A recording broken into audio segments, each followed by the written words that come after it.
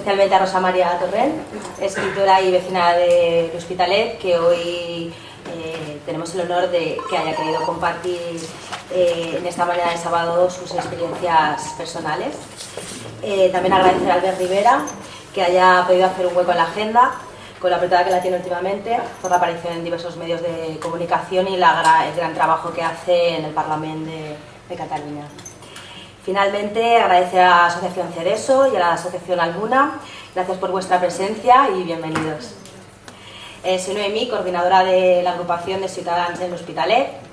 Es una agrupación muy activa que ha trabajado muy duro estos últimos 3 años y hemos conseguido consolidar a Ciutadans en l'Hospitalet, como demuestra el creciente número de afiliados y simpatizantes en los últimos meses.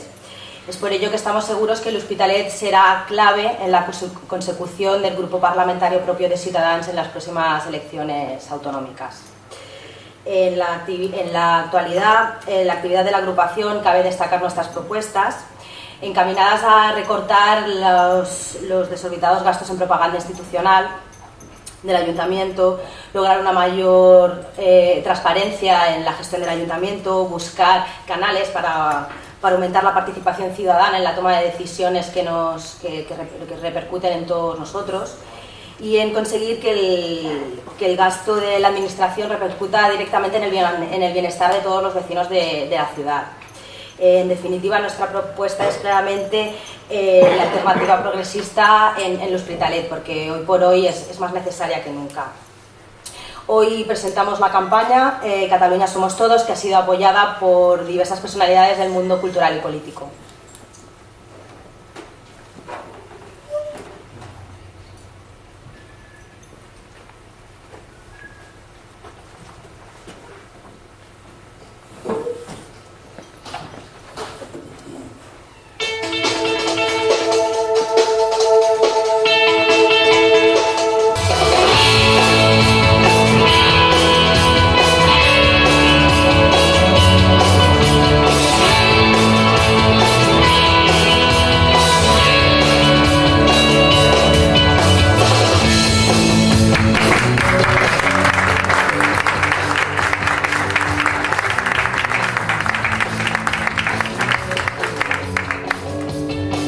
Personalidad del mundo cultural y además ciudadana del Hospitalet, que hoy tenemos la suerte de contar entre nosotros, es Rosa María Torrent.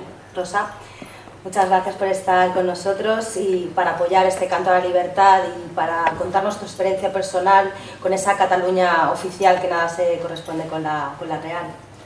Buenos días a todos, gracias por estar aquí. Agradezco en primer lugar la acogida magnífica de la gente de Ciudadanos y en concreto, porque, a ver, yo tengo que rectificarla en un punto. No soy nacida en Hospitalet, vengo mucho a Hospitalet a trabajar, trabajo en Ciutat de la Justícia muy a menudo. Lo que pasa que es una ciudad en la que siempre he tenido grandes vínculos, pero yo soy de un barrio que se llama Gracia, que era una antigua vila en nuestra Barcelona, la Barcelona de todos. Bien, yo no soy oradora, no les puedo decir cosas mejores ni más acertadas que las que acaban de oír. Yo lo que estoy aquí para explicarles, quizá ahora es un momento adecuado, puesto que tenemos semana próxima, diríamos, literaria, semana de cultura, semana primaveral, de un problema que yo he tenido con una cosa tan simple como este librito. Esto es una novela corta que yo escribí en 2006 y bueno, pues que tuvo pues su buena acogida, una presentación en el Corte Inglés de Avinguda Portal de l'Àngel, sin ningún tipo de problema, lleno total, pequeña reseña en algunos medios locales, alguna entrevista por radio sin ningún problema, salvo cuando me encontré invitada en el Palau de Mar, en un acto donde se hacía la presentación de un libro autobiográfico cuya autora es amiga mía casi de la infancia, me invitó, presidía la que era entonces consellera de Medio Ambiente, había medio parlamento por allí. Bueno, yo por el Parlamento no voy, o sea, yo no los conozco. Yo conozco los que salen por la tele, los políticos que salen por la tele, más o menos los escucho. Pero quiero decir que yo hago una vida muy ajetreada. Yo soy abogado, además escribo y me ocupo de mis cosas, pero sí observo lo que ocurre en nuestro entorno. Y realmente a mí me hizo tomar conciencia de que estábamos ante algo, casi les diría patológico, con lo que a mí me ocurrió en ese acto que les cuento que tuvo lugar en el Palau de Mar, en la presentación de un libro. Yo fui presentada por esta autora, que además es una funcionaria, una alta funcionaria del Parlamento. Me presentó a un señor que me imagino que es parlamentario político, lo tengo visto de cara. No me pregunten de qué grupo es, porque francamente no lo sé. Lo sospecho porque mi misma amiga se ha negado a darme la afiliación, cosa en la que yo tenía bastante interés. Bueno, me presentó, pues ha escrito también, tiene un libro publicado, y el señor, bastante además atractivo, lo vi como muy interesado, y me pregunta, ¿y qué título es? Porque me gustaría tenerlo y tal. Y yo le digo, estábamos hablando en catalán, cuidado, quiero hacer esta salvedad, estábamos hablando en catalán, porque yo tengo dos idiomas, yo hablo catalán y castellano indistintamente. Y digo, mal negocio. ¿Alguien de aquí no entiende el catalán? ¿Todo el mundo lo entiende? ¿Sí? Bien, pues el señor me contesta, soy un catalán porque el sonido es distinto. Y digo, mal negocio en castellano. Digo, sí, yo ya me arrugué un poco, digo, sí. Y dice, pues ya te aseguro que per tu será ben bé un mal negocio. Yo me di vuelta, me dejó plantada con la boca abierta y salió despavorido. Bueno, a partir de aquí hice algunas incursiones que me solicitaron alguna biblioteca. Tengo que decir que el mundo cultural de este país, afortunadamente, no todo está contaminado por esta cosa, ya digo, que me parece casi demencial, porque he tenido grandes acogidas por parte de bibliotecarias, pero claro, estamos hablando de gente que está por un trabajo, ¿no? Pero cuando ha habido una charla para comentar este librito, una novela de 84 páginas, la primera pregunta que me han dicho, esto me ha ocurrido en Arenys, en Canet y en San Feliu de Codines, me han preguntado, ¿alguna pregunta sobre alguien lo ha leído? Sí, ¿por qué lo has escrito en castellano? Jolín, yo digo, mire, al final yo me sentí tan acosada y un día, ya harta de esquivar, porque claro, se me quería venir a decir también que pobrecita yo no había tenido la oportunidad de ser enseñada en catalán, y esto no es cierto. Yo hablo y escribo, tengo el certificado C, hablo y escribo los tres idiomas, muy bien.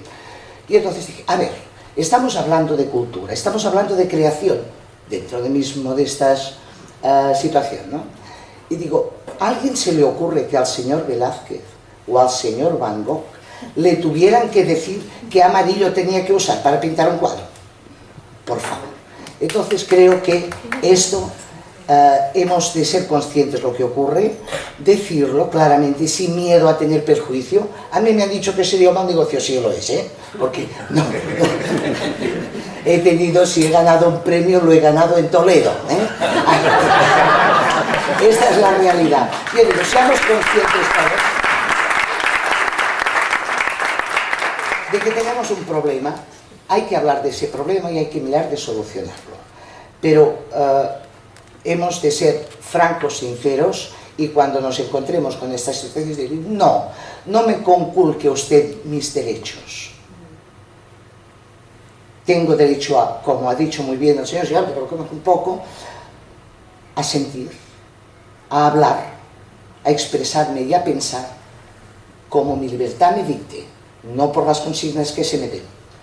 Eso es todo lo que les quería explicar y recordarles el manifiesto que se hizo en esta casa, en Ciutadans. En Cataluña se impone el catalán como única lengua vehicular sobre el castellano en la educación y en todos los ámbitos públicos, limitando así, de forma artificial, el estatus del castellano. Sí, de forma artificial. Seamos conscientes y peleémonos un poco por esto. Esto es todo. Gracias.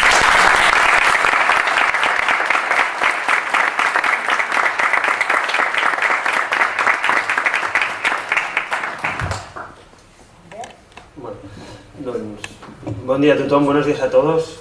En primer lloc m'agradaria donar les gràcies a En primer lloc a la Maria Rosa i a la senyora Torrent per la seva valentia.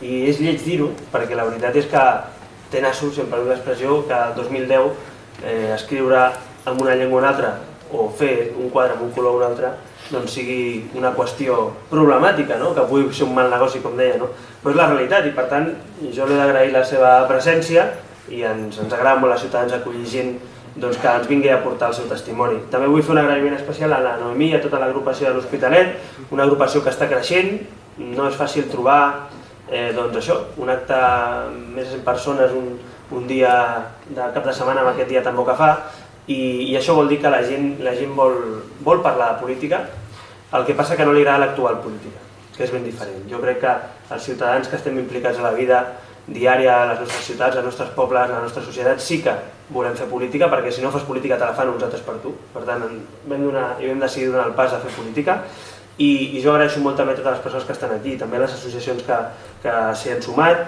i en definitiva a tota la gent d'Hospitalet que demostra amb aquest acte, insisteixo, pocs actes d'altres partits omplen una sala com aquesta i molt menys un dissabte al matí, i per tant és un bon símptoma que Ciutadans està creixent, estem obrint noves agrupacions, cada cop se'ns acosta més gent, i de cara a aquestes futures eleccions ens estem jugant molt. No ens estem jugant molt com a ciutadans, com a partit, sinó ens estem jugant molt com a ciutadans, com a persones, com a individus, que, com dèiem, estem davant d'una dicotomia, és a dir, Catalunya o va cap a l'abisme de l'independència, de l'enfrontament, de la separació, de la divisió, d'aixecar fronteres, o anem cap a una Catalunya de tots, cap a una Catalunya oberta, cosmopolita, tornant 30 anys enrere i recuperant aquell esperit de llibertat que tenia Barcelona i Catalunya als anys 70. És la realitat, aquesta és la dicotomia que ens trobem i el punt d'inflexió que hem de fer. És a dir, el 2010 ens estem jugant això i Ciutadans ha de ser la clau per canviar això. Nosaltres podem ser la bisagra, la frontissa que canvia això amb el panorama polític que tenim, i hem de ser conscients que els nostres escons, els nostres vots han de servir per canviar aquesta dinàmica a Catalunya. Jo volia parlar precisament també de cultura. Jo crec que avui és un dia precisament per parlar de cultura. Aquesta setmana és el Sant Jordi, el dia 23. Us recordo que Ciutadans reivindica el dia de Sant Jordi com la diada de Catalunya.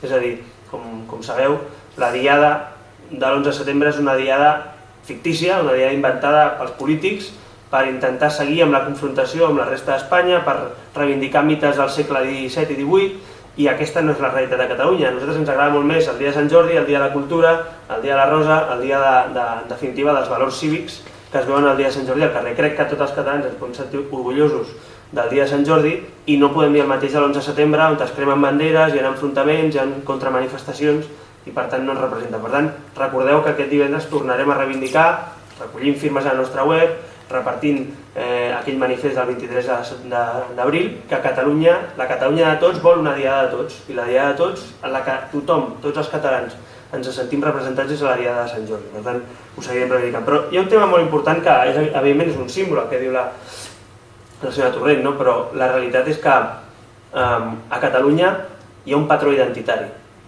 Hi ha un patró identitari. A qualsevol nacionalisme de la història d'Europa recent, quan hi ha un patró identitari sempre és excloent.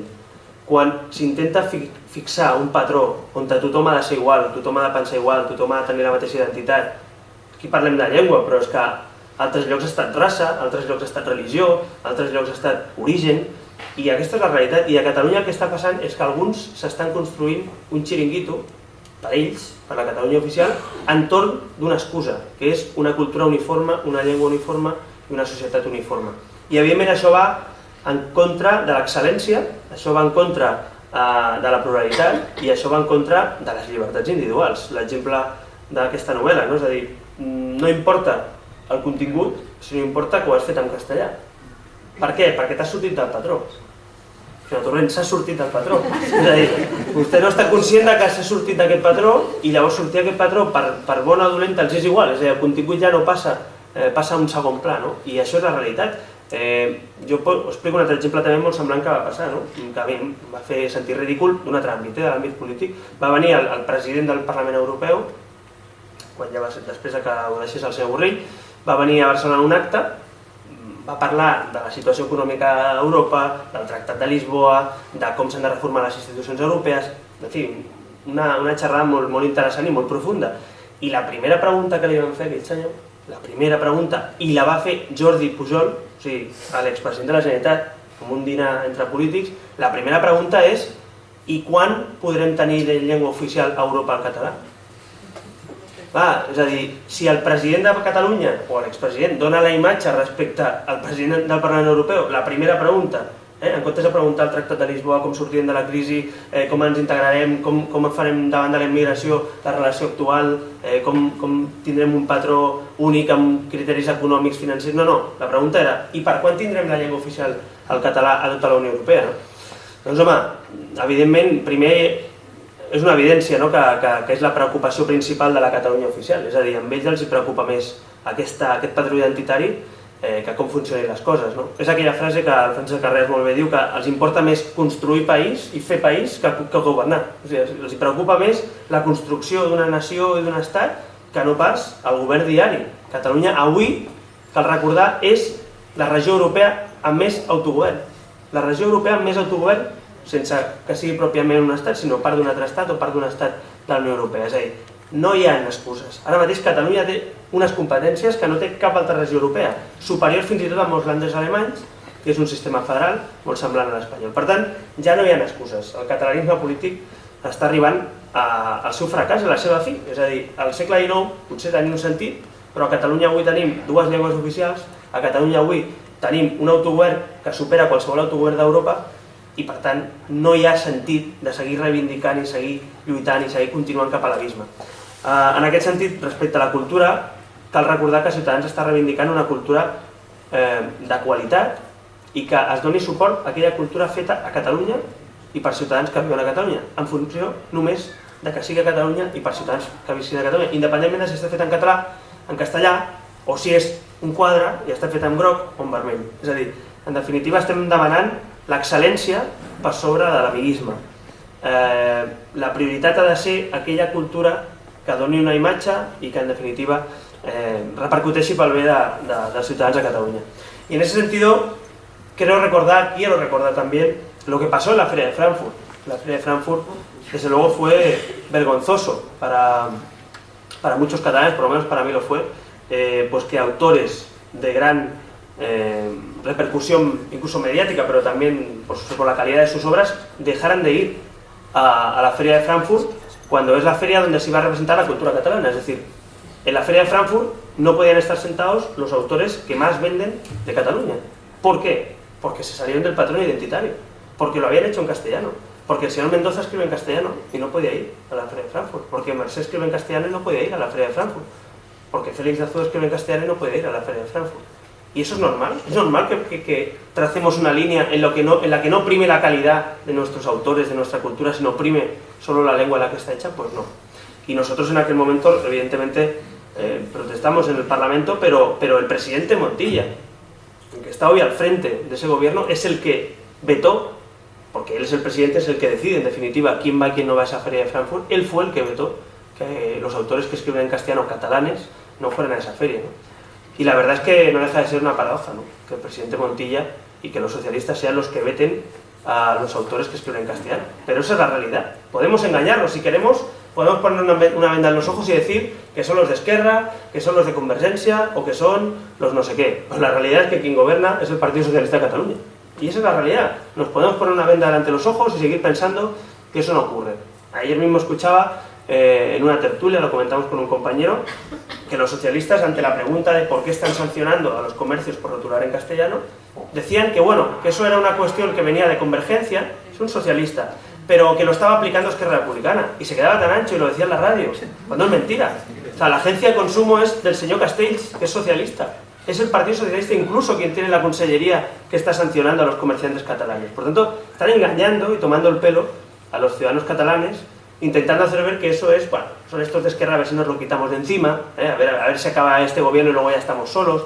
La realidad es que el presidente Montilla ha asumido plenamente las tesis del nacionalismo, quizá por ese complejo político de ser más papista que el Papa, o por esa intención de querer demostrar que a pesar de no ser de pura cepa, le dejen pertenecer al club del nacionalismo, ¿no? Pero el nacionalismo es bastante excluyente y al final, con perdón, le pegarán una patada en el culo y cuando no lo necesiten lo dejarán en la cuneta y cogerán a otro. Es decir, el nacionalismo no les va a perdonar su pecado original, que es que no es catalán de origen, su pecado original que es que no habla bien el catalán y su pecado original que es socialista y no es nacionalista. Esa es la realidad, es decir, y ese es el gran error desde mi punto de vista que está cometiendo el Partido Socialista. Es decir, pensar que hay que transformarse, hay que ser nacionalista para gobernar Cataluña, eso es un gran error. La mayoría social catalana no se define ni se considera nacionalista. El 58% de catalanes, según el estudio de la Generalitat, no se considera nacionalista. La mayoría de los catalanes se sienten igual de catalanes que de españoles. La mayoría de catalanes son castellanoparlantes o bilingües, es decir, el 54% son castellanoparlantes, un 40% se considera catalanoparlante y el 96% entendemos las dos lenguas. Por tanto, la realidad social no tiene nada que ver con esa Cataluña oficial. La Cataluña real no tiene nada que ver con esa realidad política que algunos sufrimos y vemos cada día en el Parlamento, ¿no? Por tanto, nosotros estamos convencidos de que esa mayoría social tenemos que hacerla aflorar, tenemos que hacerla tener representación en las instituciones y tenemos que conseguir que en Cataluña los ciudadanos se sientan representados en el Parlamento, en los ayuntamientos y en las instituciones. Y el día que lo que tenemos en la calle sea parecido a lo que hay en el Parlamento, o más parecido, desde luego seremos más democráticos y más plurales. Hoy no lo somos.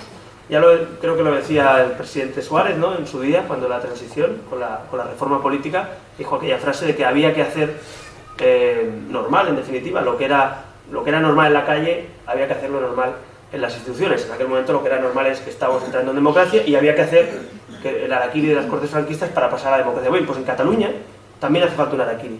Un harakiri de la clase política catalana, un harakiri de la Cataluña oficial que acabe reconociendo y claudicando ante la realidad social catalana y acabe aceptando que tiene que gobernar para sus ciudadanos, no sus ciudadanos al servicio de los políticos.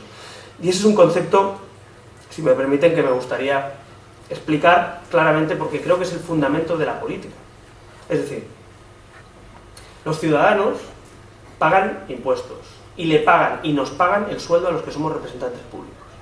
Por tanto, los jefes, mis jefes como diputado, son los ciudadanos. Quien a mí me paga el sueldo es un ciudadano. Quien a nosotros, a los partidos, nos fiscalicen deben ser los ciudadanos. Y debemos pasar los controles de fiscalidad, lógicamente, todos los controles, pero sobre todo los controles políticos y éticos. Y eso son las elecciones. Y eso es informar a los ciudadanos. Y uno tiene la sensación cuando está en el Parlamento de que a muchos se les ha olvidado que ellos no son los jefes de los ciudadanos, que son los ciudadanos sus jefes. Y eso, créanme, de verdad, no es así, no se percibe como eso. Y eso es fundamental. Podemos hacer leyes contra la corrupción, podemos cambiar el Código Penal, podemos pedir dimisiones y comisiones de investigación, pero el fundamento de relación ciudadano-político o representante público-ciudadano es ese. Es decir, al final es tan sencillo como ser honesto, ser honrado, estar al servicio de quien te paga y cumplir con ello. ¿Verdad que un abogado, no tendría sentido que un abogado tuviera un cliente para llevar un juicio y con ese dinero del juicio estuviera haciendo vacaciones? O al revés, en el juicio, en vez de defender a su cliente, se defendiera él mismo. Pues no, ¿verdad? ¿Tendría sentido que un médico no atendiera a los criterios, no explicara a su paciente, no pasara, en definitiva, también ese control de tener visita con el paciente, de dar explicaciones en su situación sanitaria? No tendría sentido. ¿Y por qué tiene sentido que un representante público no esté al servicio de quien le paga el sueldo? Pues eso es lo que nos tenemos que preguntar. ¿Qué ha pasado en España, y en Cataluña en concreto, estos últimos 30 años, para que eso sea así? Y lo que ha pasado es que hay una partitocracia, que antes gobernaba uno, ahora gobiernan 5 cúpulas de partido, 6, 4, depende del ámbito y la zona, pero realmente no hemos dado un paso hacia una reforma democrática profunda, ¿no? Una democracia de baja intensidad, podemos decir.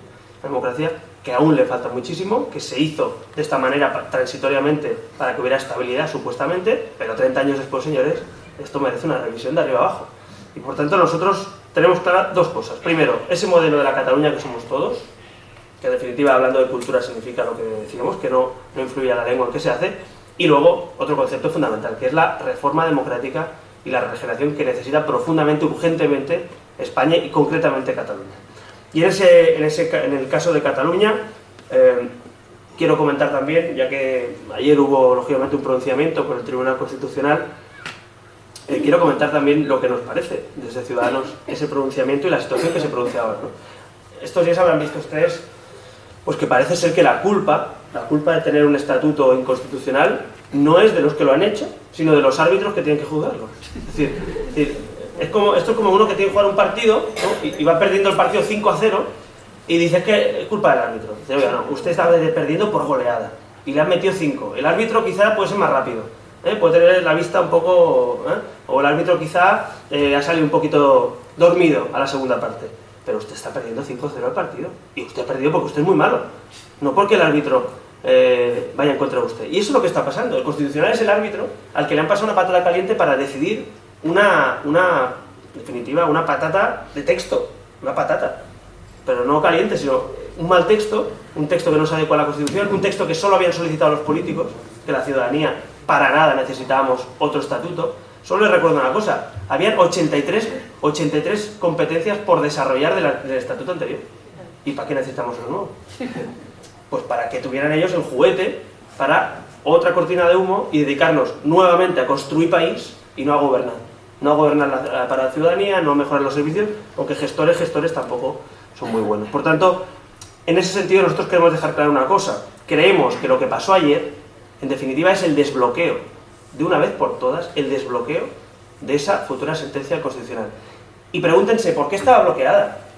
¿Por qué había un bloqueo? ¿Por qué una misma ponente 5 veces presenta un borrador y no se le da a otra ponente o a otro ponente de signo contrario a esa votación? Porque alguien, que le metía broncas, acordaros, a la presidenta del Constitucional, la señora de la Vega, alguien estaba diciendo que por ahí no iban bien. Y que tenían que retrasar, y que el ponente tenía que ser el mismo, y que no abriera una nueva ponencia, y que no cambiaran las cosas. El señor Zapatero se atrevió a decir en 2008, antes de las generales, que no tocaba una sentencia en ese momento, que podía molestar en plena campaña. Pero ¿quién es un gobernante político para decir cuándo tiene que ser, o cómo debe ir el calendario judicial? O sea, ¿en qué país estamos viviendo? Cuando es el presidente del gobierno quien dice cuándo saldrá la sentencia. Oiga, y ahí es la señora de la Vega sacando pecho de la separación de poderes. Oiga, pero si usted le está metiendo broncas a la presidenta del Constitucional para cuándo y cómo tiene que salir una sentencia. Por lo tanto, a nosotros nos parece que lo que pasó ayer, en definitiva, tiene dos consecuencias. La primera, que implícitamente se considera y se reconoce que el estatuto es inconstitucional. Fíjense que hay 15 artículos en la ponencia que se ha votado en contra. Ya habían 15 artículos derogados y 20 interpretados restrictivamente. O sea, 35 artículos afectados por inconstitucionalidad. En la ponencia más light y más favorable al estatuto, es decir, todos, desde el más favorable al estatuto hasta el que está más en contra del texto, todos coinciden como mínimo en que hay 35 artículos que son parcialmente o totalmente inconstitucionales. Por tanto, ahora hay un nuevo ponente, lo que se constata desde ayer ya, fíjense las caras amargas, las caras de estos días, la declaración ayer de Montilla pidiendo una renovación. En definitiva, estos señores ayer les dijeron que van a perder el partido. Van a perder el partido. Y ahora Montilla ayer sale, una declaración solemne, a decir: cámbienme el árbitro que voy perdiendo 3-0. Es lo que hace Montilla. Ayer se le van a cambiar el árbitro.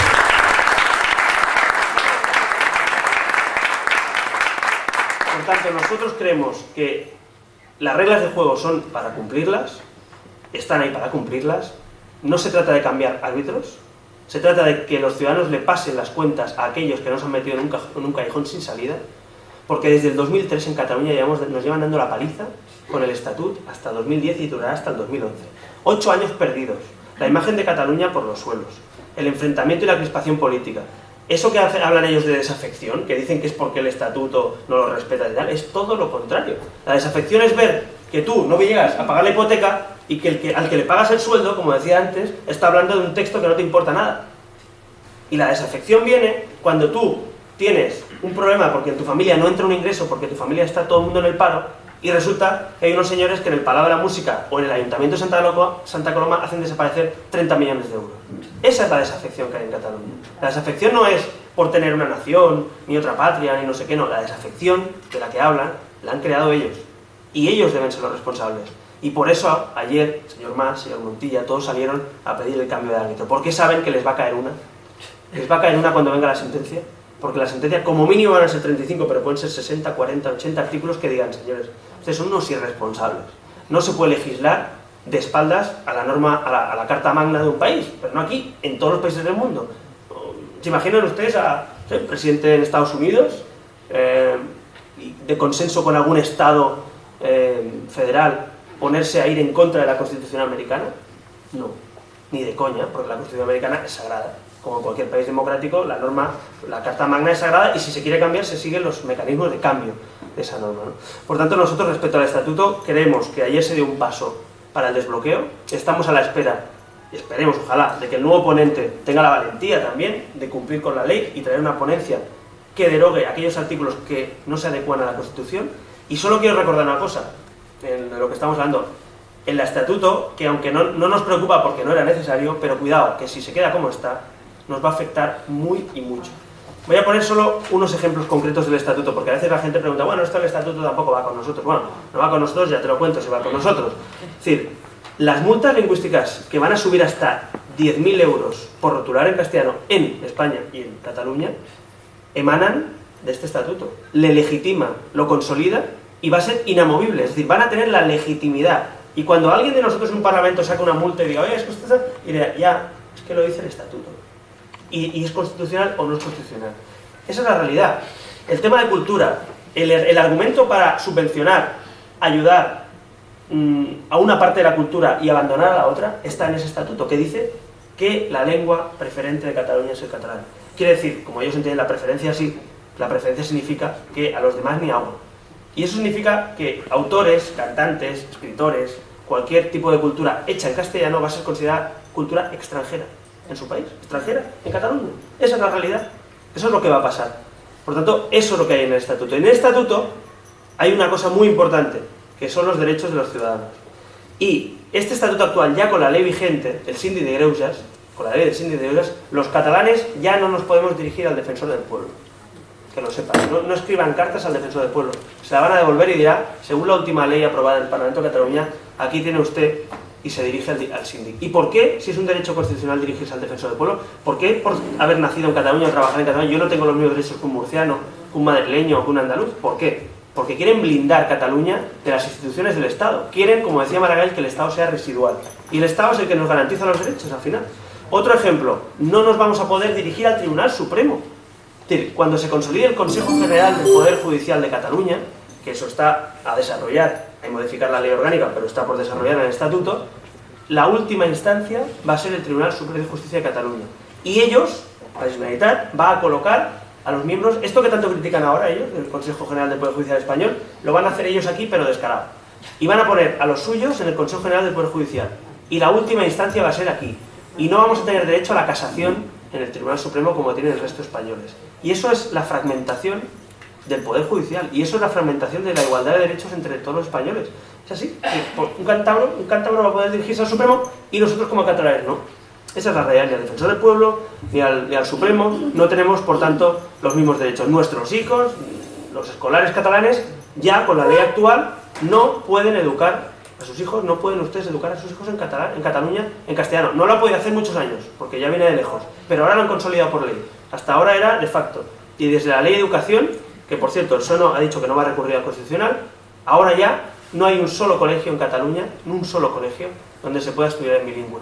Bueno, sí, donde van los hijos del señor Montilla, que vale 800 euros, es el colegio alemán. Pero eso, claro, eso es para unos pocos. Pero para el resto de los mortales, en los colegios públicos y concertados, no se puede estudiar en castellano. Y esto no tiene precedentes. ¿Se imaginan ustedes en Francia, en Inglaterra, que no se puede estudiar inglés, en Francia en francés, en Alemania en alemán? Pues aquí, en España en español, no se puede estudiar en algunas partes de este país. Y eso hay que decirlo, como decía la señora Turrent, sin complejos de hablar del problema, sin etiquetas. Esto no es una cuestión ideológica, es una cuestión prepartidista incluso, es una cuestión de democracia, una cuestión fundamental de injerencia en tu vida personal y en tus libertades. Y por tanto, desde Ciudadanos a veces nos dicen, uy, es que vosotros estáis preocupados por la lengua. Digo, hombre, es que para curar el cáncer hay que hablar del cáncer, ¿no? Porque claro, si ustedes están muy preocupados solo hablan de... Pues claro, es que hay que curar la enfermedad. Y aquí hablamos de la lengua porque es que tenemos un problema y tenemos que solucionarlo. El día en que se pueda publicar un libro en catalán y en castellano en las mismas condiciones y con las mismas ayudas, el día en que nuestros hijos puedan ir al colegio y estudiar en catalán, castellano e inglés, como pasa ya en muchas partes de España, que están incorporando incluso el inglés, el día en que no te sancionen por rotular en la lengua oficial del Estado, cuando eso pase dejaremos de hablar de eso. Mientras pase, hablaremos cada día, porque hay miles de personas afectadas. Pongo un ejemplo que no me acuerdo de traer, y con esto acabo, y abriremos el debate. Un ejemplo muy bueno, porque siempre hay pillos en todas las situaciones de emergencia. ayer comí, no, antes de ayer, con un militante nuestro en San Feliu de Codines, precisamente, y me trae un documento, es que me gustaría tenerlo porque es muy visual, y pone: ¿sabia vostè que segons la llei de política lingüística i amb el codi de consum que es vol aprovar, vostè ha de retolar el seu negoci en català? Sabia vostè que les sancions poden arribar fins a 30.000 euros? Doncs no esperi més, truqui'ns que li canviarem el seu rètol. Es decir, igual que en la guerra, con el extraperlo, pues en esta situación de guerra lingüística, algunos pillos, legítimamente, lógicamente, están haciendo negocio con las sanciones lingüísticas. Es decir, ya están sabiendo que se está sancionando, asustando, en definitiva, porque es verdad, a todos los comerciantes, buzoneando, diciendo: ojo, cambie usted el cartel que le van a caer 30.000 euros, llámeme, que le cambio el rótulo. O sea, esta es la realidad, y luego algunos lo niegan, pero es que las empresas ya se están creando empresas para trabajar esto, ¿no? Y esto es tremendo, ¿no? Es decir, claro, en la guerra las empresas armamentísticas también avanzan, ¿no? Y en esta guerra lingüística que algunos han planteado, esto está sucediendo. Por tanto, para finalizar, solo quiero hacer un llamamiento a todos los que estáis aquí y a los que no están, y a los que tenéis alrededor, que seamos conscientes de que cuando nos quedamos en casa, cuando no nos gusta la tele y la apagamos, cuando nos cabreamos pero no hacemos nada, cuando no damos un paso adelante, estamos cediendo. Y en Cataluña estamos como estamos porque en los últimos 30 años los que no somos nacionalistas, los que no estamos por esa construcción nacional, hemos callado y otorgado. Y esa es la realidad. Y es duro reconocerlo. Pero cuando uno ha votado a partidos que luego te traicionan, o cuando uno no ha ido a votar en unas elecciones autonómicas y solo va a las generales, eso lo estamos generando nosotros. Y el día que nos movilicemos, esa mayoría silenciosa, y en vez de estar solo cabreados, demos un paso y votemos, y por lo menos votemos opciones que no engañan, porque me parece que votar a Esquerra Republicana, si es independentista, está muy bien, pero votar a los socialistas para que luego vayan con Esquerra, o votar al PP para que vaya con Convergencia, claro, voten ustedes directamente a Esquerra y a Convergencia, pero que no nos engañen más, ¿no? Por tanto, creo que tenemos que ir a votar en conciencia, y la gente que vote quien quiera, pero que vote, y que se movilice, sobre todo los que no somos nacionalistas, que estamos siempre un poco con esa cobardía, ese silencio, esa falta de legitimidad moral. Y si me permitís una última anécdota con un diputado convergente. Me presenta el otro día un diputado convergente, un miembro del Partido Popular en el Parlamento, un exdiputado, me saluda, dice: mira, aquest és l'Albert Rivera, tal i qual, tu ets diputat de Convergència, et cauria molt bé, és un noi que... Bueno, tinc amistat amb aquest diputat del PP, em diu: cauria molt bé, un dia podíem anar a dinar junts, tal, no sé què, ja veuries que... I quan em saluda, em dona la mà, i només donar-me la mà, simbòlic, em dona la mà, i diu: bueno, encantat de conèixer, però jo hi ha moltes coses que no penso com tu. I jo li dic, bueno, jo per sort també. Dic, però podem anar a dinar un dia, si vols. Clar, és aquesta superioritat moral que no hem de deixar, no hem de callar. Jo fins ara us reconeixo que moltes vegades per no incomodar, quan em deien això feia... I ara dic, no, jo per sort tampoc penso com tu, fotem. Ara, si vols podem anar a dinar. Perquè imagineu en un altre país, situeu-lo en qualsevol altre país, que et saluden: hola, bon dia, em dic tal i no penso com tu. No, això passa aquí, és per riure però és per plorar. O sigui, quan això passa, l'altre dia vaig estar en un acte de Granollers i hi havia gent aquí que també hi era, amics teus de tota la vida que et giren la cara o que t'insulten, per no voler la independència, perquè el debat era sobre la independència, i relacions distants i fins i tot familiars amb certa distància. I això és un problema molt greu, perquè que et neguin la salutació o donar-te la mà a una persona, o quan te la donen, el primer que et diguis que no pensa com tu, faltaria més que pensessin tots igual, però quan coneixes una persona li has de dir, el primer, no penso com tu. Jo tampoc penso com tu, però no t'ho dic, però si vols t'ho dic, però aquesta és la realitat, i ho dic, és per riure però és per plorar, perquè aquest és un problema greu. Estem penjant etiquetes a la gent, estem creant divisió, estem creant confrontació, perquè si et surts del patró no ets un bon català. Si no estàs allà, et diuen: com ets? A mi m'ho han dit això, com ets si ets bona gent? M'han dit, com ets si ets bona gent? I al Parlament et diuen: quina llàstima que estiguis a Ciutadans. Jo et dic: quina llàstima que estiguis a Convergència. Perquè fas una bona actuació un dia en una tribuna, et diuen: molt bé, quina llàstima que estiguis a Ciutadans. Dic: bueno, noi, doncs felicita'm o no em felicitis, però em dius quina llàstima que estic a Ciutadans. Aquesta és la realitat, que és per riure perquè és ridícula, però és molt greu. I aquest és el patró del que us parlava. I si no parlem, si no diem jo tampoc penso com tu, si no diem doncs sí, estic a Ciutadans i la pena és que tu estiguis a Convergència. Això és el que hem de fer. Nosaltres hem de tenir legitimitat moral i superioritat moral perquè els nostres valors són democràtics. cosa que d'altres no. Els que no acaten les sentències, els que donaven suport els que van a negociar amb el Josu Ternera, aquests no tenen la mateixa legitimitat democràtica que nosaltres. Nosaltres som demòcrates, i ells criden a la insubmissió, no compleixen les sentències. Doncs diguem-ho ben clar i ben alt. Nosaltres, com a mínim, tenim la mateixa legitimitat moral. I ja us dic que en moltes ocasions en tenim molta més. Moltes gràcies.